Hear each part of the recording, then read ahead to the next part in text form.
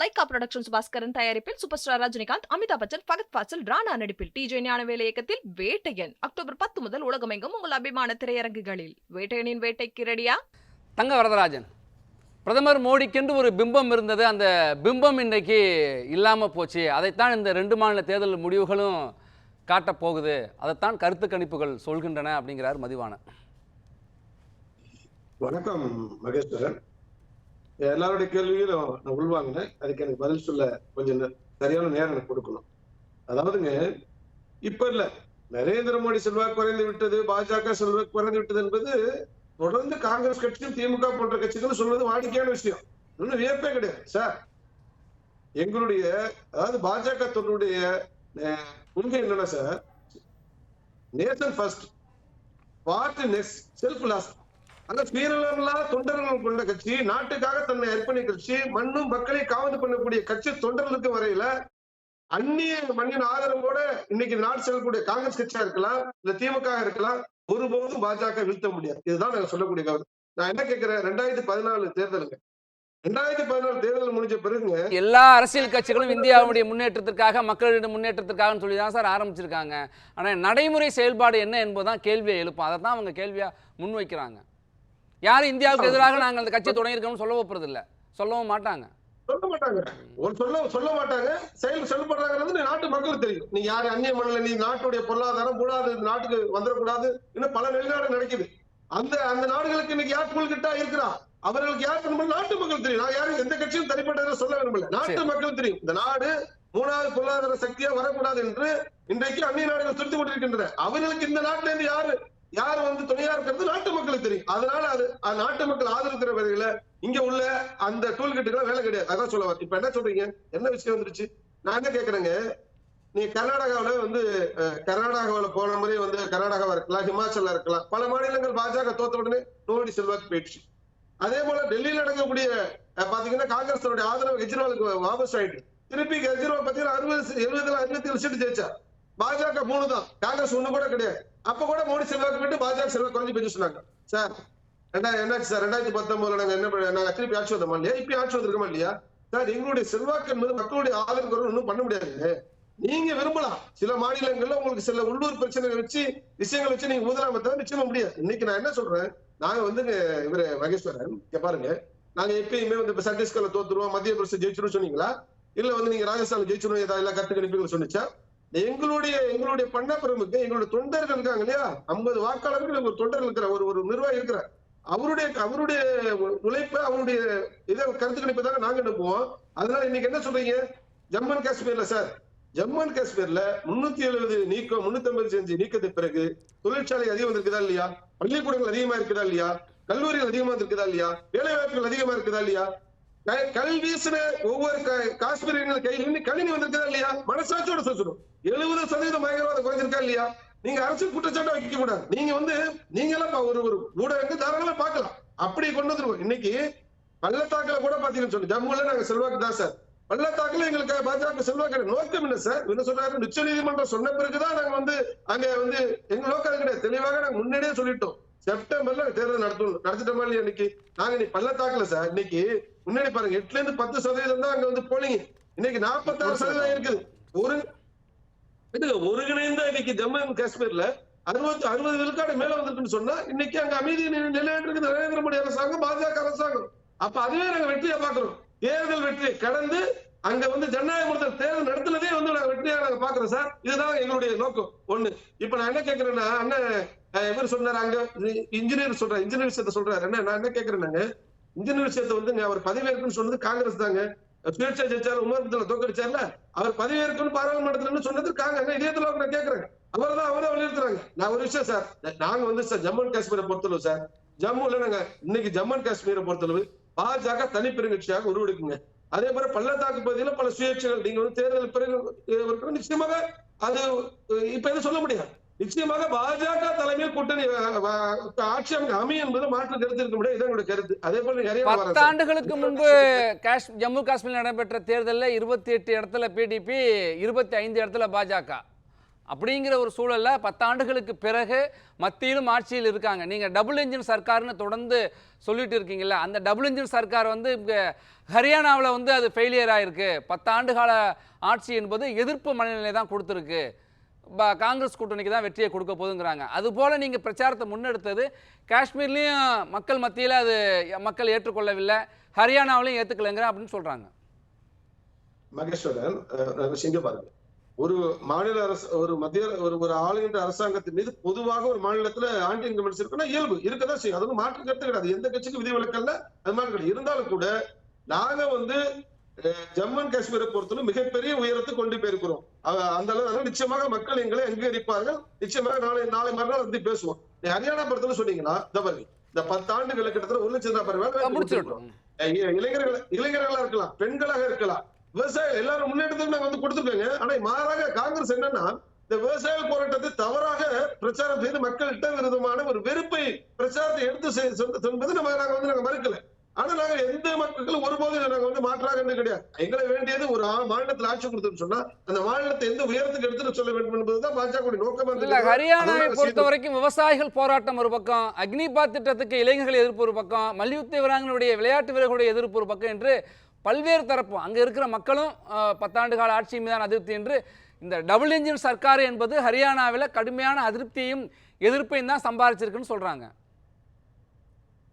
இல்லங்க, அதான் சொல்றேன், மத்திய அரசாங்கத்தின் மீது எதிர்ப்பு, அதாவது மாநிலத்தில் உடைய ஆளுகின்ற அரசாங்கத்தின் மீது எப்பயுமே 10 ஆண்டு. நான் கேட்கிறேன், திமுக 5 ஆண்டுக்கு மேல எங்கேயாவது வந்து வரலாறு உண்டா? தொடர்ந்து 2வது முறையாக திமுக வந்து வரலாறு உண்ட ஒரு மாநிலத்துல நீ திமுக இது வரல வந்தது வரலாறு மதிவான சொல்ல நாங்க 10 ஆண்டு வந்திருக்கோம். லைட்டா சிறிது அதிருப்தி இருக்க செய்யும். ஆனா நாங்க வந்து நல்ல ஆட்சி கொடுத்துருக்கோம் சார். நீங்க இப்ப அக்னிபாத்ல என்ன சொல்றோம், முழுமையாக அத்தனை பேரையும் நாங்க வந்து மத்திய அரசு வேலையை சேர்த்துக்கணும் சொல்லியிருக்கிறோம். நாங்க அவங்க மறுக்கல, இருக்குன்னா 2 லட்சம் பேர் வேலையாக்கணும்னு சொல்லிருக்கோம். ஆனா காங்கிரஸ் மாறாக பல பல விதமான வாக்குறுதிகளை கொடுத்திருக்குது. 20 லட்சம் பேர் மருத்துவ காப்பீடு. நான் கேட்கிறேன் இன்னைக்கு இவரு மகேஸ்வரன், நான் இன்னைக்கு பாருங்க, இன்னைக்கு தெலுங்கானா பாருங்க, தெலுங்கானால 76 கோடி 350 கோடி ரூபாய் தினந்தோறும் வாக்குதான் நடத்த முடியும். அடுத்த முறை வச்சுங்க, அடுத்த தேர்தலில் பாஜக ஆட்சி அமைக்குது ஒரு சவால். கர்நாடகா சம்பச்சு நிக்குது. நீங்க ஒண்ணுமே பண்ண முடியல, எந்த திட்டம் செய்ய முடியல, ஊழல் ஒரு பக்கம், அதை பத்தி திட்டம் நிறைவேற்ற முடியல. அதான் சொல்ற கர்நாடகா ஆட்சி கைப்பற்றுவோம். டெல்லி தேர்தல் வச்சுங்க, டெல்லி தேர்தல் பாஜக அந்த சவால் விடுற, டெல்லி தேர்தல் பாஜக கைப்படுத்தலன்னு பாருங்க. ஜார்க்கண்ட் அது போல மகாராஷ்டிரா இருக்கலாம். இதே போலதான் சார் சொல்றேன் சார். நான் என்ன சொல்றேன் சார், 2 பேர் உங்களுக்கு குறிக்கிறாங்க, ஒவ்வொருத்தரா அவங்களுடைய கேள்வியை நான் முன் வச்சிடறேன். அதுக்கு பிறகு நீங்க தொடர்ந்து பதில் சேர்த்து பேசிருங்க. முதல்ல இதே அதாவது கர்நாடகாவிலையும் ஹிமாச்சல்ல இருந்து அவங்ககிட்ட இருந்து நாங்க ஆட்சியை பறிச்சோம். மத்திய பிரதேச ராஜஸ்தான் அவங்க தான் ஆட்சியில் இருந்தாங்க. மட்டுமல்ல, அயோத்தியிலேயே அவர்கள் கோயில் கட்டி இந்தியா முழுக்க வாக்குகளை பெறுவோம் என்று நினைத்தவர்களுக்கு அங்கே தான் அவங்களுக்கு எதிரான ஒரு சூழல் ஏற்பட்டு மட்டுமல்ல, பொது தொகுதியில் ஒரு பட்டியலின மக்கள் பட்டியலின வேட்பாளர் அவங்களே ஜெயிச்சார். 3 அதாவது வாக்கு எண்ணிக்கையில் 3 முறை மோடி அவர்கள் தோத்தார் அவருடைய தொகுதியில் இந்த தடவை. அது ஒரு பக்கம் இருக்கட்டும், 303 400 சொன்னவங்க 240க்கு சுருங்கினாங்க. இது மட்டும் இல்ல, இன்னைக்கு காஷ்மீர்ல நான் தேர்தல் கமிஷன் என்ன ஆதரவு பண்ணியிருக்காங்க தெரியுமா உங்களுக்கு? ஜம்மு காஷ்மீர்ல ஜம்முல மட்டும் பாஜக வெற்றி பெறக்கூடிய இடங்கள்ல 6 தொகுதியை புதுசா உருவாக்கி இருக்காங்க. எப்படியாவது ஜம்முல அதிகமான தொகுதி வரையறை என்பது வழக்கமான ஒரு நடைமுறை தான். நீங்க வேலியில ஒண்ணுதான். இன்னொன்னு சொல்லலாம்ல, நீங்க முன்னாடியே வந்து வெற்றி வாய்ப்பை நீங்க இல்லங்கிறதுக்காக தேர்தல் ஆணையத்தின் மீது வழக்கமாக சொல்ற குற்றச்சாட்டை எடுத்துக்கலாமா? அதிகரிச்சிருக்கு. சரி, நீங்க முன் வச்சிட்டீங்க. வரதராஜன், சரி, பாத்தீங்கன்னா 6 தொகுதியை ஜம்முல அதிகமாக்கி இருக்காங்க. இப்படி எல்லாம் தேர்தல் கமிஷன் உங்களுக்கு உதவி கொண்டு இருக்கிறது. வரதராஜன், உங்க பதில இருங்க. அடுத்து மதிவானவர் குற்றச்சாட்டு உங்களை நோக்கி தான் வைக்கிறாரு, சேர்த்து சொல்லிருங்க. மதிவானன் சொல்லுங்க. இல்ல, சகோதரர் என்ன சொன்னார்னா பொருளாதாரத்தை பத்தி பேசினாரு. நீங்க ஆட்சிக்கு வரும்போது ரூபாயோட மதிப்பு என்ன, இன்னைக்கு ரூபாயோட மதிப்பு என்ன டாலருக்கு நிகரா, அதை தயவு செஞ்சு பேசணும். அடுத்தது வந்து ஜனநாயகத்தை பத்தி பேசுறீங்க. ஜனநாயகத்தை பற்றிலாம் நீங்கள் எந்த காலத்துலையுமே பேசக்கூடாது. எத்தனை மாநிலங்களில் புறவாசல் வழியாக ஆட்சியை பிடிச்சிருக்கீங்க, அதுக்கு எத்தனாயிரம் கோடி நீங்கள் செலவு பண்ணியிருக்கீங்கன்றதையும் வெளிப்படையாக பேசணும். அதே மாதிரி வந்து நான் கேட்ட கேள்விக்கு அவர் கடைசி வரைக்கும் பதில் சொல்ல. விலைவாசி, கல்வி, வேலைவாய்ப்பு, பாதுகாப்பு, இதை பற்றி அவரை கேள்வி கேட்டால் கடைசி வரைக்கும் சம்மந்தமே இல்லாமல் பேசி 10 நிமிஷம் டைம் வேஸ்ட் பண்ணிக்கிறார். இதுக்குள்ளே அவர் பேச சொல்லுங்க, இதுக்குள்ளே எல்லாத்தையும் நான் பேச தயாராக இருக்கேன். சரி, வரதராஜன். அதாவது அவர் எல்லா கேள்வியும் கேட்ப, எல்லாருக்கும் நான் பதில் சொல்லணும். உங்க கேள்விக்கு ஏதாவது நேரடியா ஒரு வாதம் வைங்க, நான் வரேங்க, பேசுவோம், எல்லா விஷயத்தையும் பேசுவோம். தலைவரை பணவீக்கத்தை பற்றி நீ பேசவே கூடாது. இங்க பாருங்க, பணவீக்கத்தை பொறுத்தளவு நீங்க உங்க ஆட்சியில 2 விழுக்காடுங்க. இன்னைக்கு அப்படி இருக்குதா? நீங்க எதை பத்தி பேசுறீங்க? நீங்க உலக நாடுகள் சொல்லணுங்க. திமுக எங்க சர்டிபிகேட் கொடுக்க கூடாது, உங்க ஆதரவு காட்டக்கூடாது. நான் பொதுமக்களா ஒரு கேள்வி கேட்கிறேன், எனக்கு பதில் சொல்லணும். இந்த நாட்டுடைய பிரதமர் பதில் சொல்ல வேண்டிய இடத்துல இருக்காரு. கேள்வி கேட்க கூடாதுன்னா என்ன அர்த்தம்? கேள்வி கேட்க கூடாதுன்னா என்ன அர்த்தம்? இல்ல சரி, நீங்க வச்சுட்டீங்க. நான் பதில் சொல்ல கூட இல்ல சார், நீங்க இல்ல கேள்வியே கேட்க கூடாது. ஒரு இந்தியாவுடைய பிரஜையாக யாரும் வேணுமானாலும் கேள்வியை முன்வைக்கலாம் சார். அந்த கேள்வி சரியா தவறா, இது தவறான கேள்வி அப்படின்னு சொல்லலாம். இல்ல நீங்க கேள்வியில வந்து லாஜிக்கே இல்லைன்னு சொல்லலாம். கேள்வியே கேட்காதீங்கன்னு சொல்லக்கூடாது. இல்ல ஆட்சியில் இருக்கவங்க பார்த்தா கேள்வி கேட்பாங்க, உங்களை பார்த்தா கேள்வி கேட்க முடியும். நீங்க அரங்கத்துல இருந்து பேசுறீங்க, நான் ஸ்கைப்ல இருந்து பேசுறேன். சரி, உங்க கேள்வி இடையூறு இருக்காது, தொடருங்க. இல்ல ஒட்டுமொத்தமா உள்வாங்கிக்கிறேன். அப்ப நான் எப்படி நீங்க குறுக்கிட்டா எப்படி பேச முடியும்? நீ எந்த கேள்வி வேணாலும் வைங்க, எந்த பாஜக தொண்டரும் பதில் சொல்ல தயாரா இருக்கிறோம், செய்து ரொம்ப தெளிவா இருக்கிறேன். நான் என்ன கேட்கிறேங்க, இன்னைக்கு உலக நாட்டுல 11வது பொருளாதாரத்துல இந்த இந்தியா இன்னைக்கு 5ஆம் இடம் வந்திருக்குங்க. அது திமுக சர்டிபிகேட் கொடுக்கணுமா? அதுக்கு நீங்க சர்வதேச பொருள் IMF கொடுக்கணும், வேர்ல்டு பேங்க் கொடுக்கணும். நீங்க கொடுக்க வேண்டிய அவசியம் இல்ல. அதனால விலைவாசி உயர்வை பத்தி நீங்க பேசாதீங்க. விலைவாசி உயர்வு வந்து காங்கிரஸ் காட்சியில எப்படி இருந்துச்சு? பாருங்க, 3 ஆட்சியில தான் விலைவாசி உயர்வு கட்டுப்பாட்டுல இருக்குது. ஒண்ணு வந்து மொராரி தேச ஆட்சி, இன்னொன்னு அடல் பிகாரி வாஜ்பாய் ஆட்சி, நீ நரேந்திர மோடி, இந்த 3 ஆட்சியில தான் விலைவாசி உயர்வு கட்டுப்பாட்டுல இருக்குது. அதனால இப்ப இதயத்துல இருக்கிற கேள்விக்கு பந்து வர இப்ப இதுல இருந்து ஜம்ப் ஆவீங்க தங்கராஜன், இதுல இருந்து ஜம்ப் ஆவறீங்க. நான் வந்து ஸ்பெசிபிக்கா கேட்டேன், ரூபாவோட மதிப்போ இன்டர்நேஷனல் மார்க்கெட்ல பீப்பாயோட விலையும் கேட்டேன். இடைப்பட்டத்துல நீங்க என்ன சொல்லி வந்து நீங்க தான் கொடுத்தீங்க. நீங்க தயவு செஞ்சு அதுக்கு பதில் சொல்லணும். எங்களுக்கு கிடைக்க வேண்டிய லாபத்தை யாரு கொடுக்குறீங்க? வச்சிட்டீங்க, பதில் கேள்வி வச்சிட்டீங்க, பதில் சொல்லுங்க. நான் என்ன கேக்குறேன் சார், நீங்க ஒண்ணு இல்லங்க, ஜிஎஸ்டி உள்ள நீங்க பீப்பா விலை என்ன அந்த விலை என்னன்னு கேட்காதீங்க. நீங்க கொண்டு வாங்க. சரி, பாஜக ஆளுகின்ற மாநிலங்கள்ல ஜிஎஸ்டி கொண்டு வந்து நடைமுறைப்படுத்தி காட்டி நாங்க இப்படி பண்ணிட்டோம், நீங்க பண்ணுங்கன்னு சொல்லுங்க, முடிஞ்சு போச்சு வேலை. ஒரு நிமிஷம் நான் சார் இதான் பாருங்க, இன்னைக்கு உலக நாட்டிலே பாருங்க, இந்த 4 ஆண்டுகள் 2001 இருந்து 2021 2024 வரலும் மகேஸ்வரன், நீ பாருங்க உலக நாட்டிலேயே ஒரே ஒரு நாடு தான் அந்த பெட்ரோல் டீசல் கட்டுப்பாட்டுல வச்சிருக்குது. நீங்க அதை தான் சொல்றேன். நீங்க பாருங்க, ஜூலை 29 எங்களுடைய பெட்ரோல் துறை அமைச்சர் இந்த எதிர்கட்சிகள் எம்பி காங்கிரஸ் எம்பி கேட்ட கேள்விக்கு பதிலளித்த பாராளுமன்றத்துல என்ன பாருங்க, நாம வந்து 13 ரூபா பெட்ரோல் டீசல் 10 ரூபா குறைச்சிருக்கிறோம். ஆனா மாறாக பாருங்க, ஜெர்மன் 23% ஏத்திருக்குது பெட்ரோல விலைய. ஆனா ஜெர்மனியோட தனிநபர் வருமானம் எவ்வளவு சார்? நமக்கு பக்கத்துல இருக்கிற நாடுகள் எல்லாம் நம்மளை விட விலை குறைவுங்கிறதையும் சொல்றாங்க, அதையும் பாருங்க. பேசலாம் பிரியா. சரி சரி,